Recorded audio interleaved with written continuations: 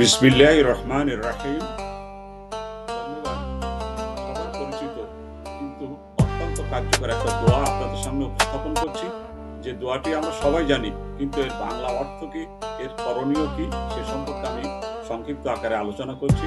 আপনারা আমার সাথে থাকবেন, চ্যানেলটি সাবস্ক্রাইব করবেন, লাইক, কমেন্ট, শেয়ার করবেন। দোয়াটি হলো লা ইলাহা ইল্লা আনতা সুবহানাকা ইন্নী কুনতু মিনাজ জালিমিন, যা আমরা দোয়া ইউনূস হিসাবে জানি।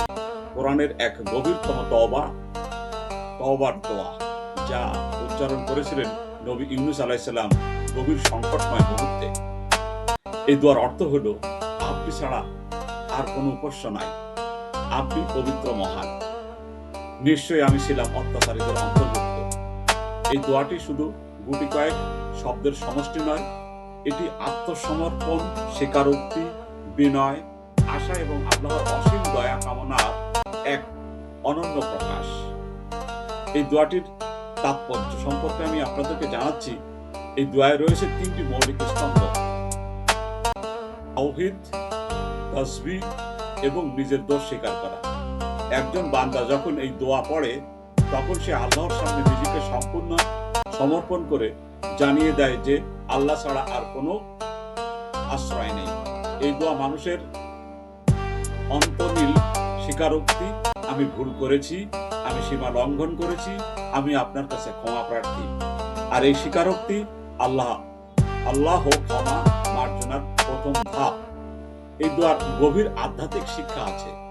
তাওহীদের পুনর্জাগরণ হয়, আল্লাহর পবিত্রতা ঘোষণা করা হয়, নিজের ভুল স্বীকার করা হয়।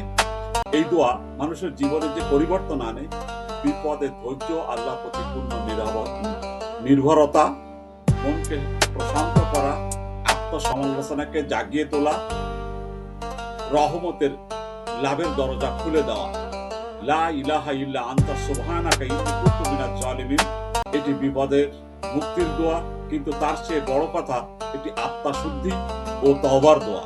এই দোয়া মানুষের আত্মাকে নম্র করে, আল্লাহর কাছে ফিরিয়ে আনে এবং তাকে বুঝিয়ে দেয় মানুষ ভুল করলেও আল্লাহর রহমত সীমাহীন।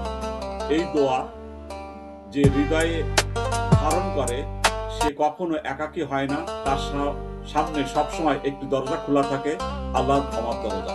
আল্লাহ আমাদেরকে এই দোয়াটি প্রকৃত অনুভূতি দান করুন এবং আমাদেরকে সব ভুল ক্ষমা করুন। আমিন।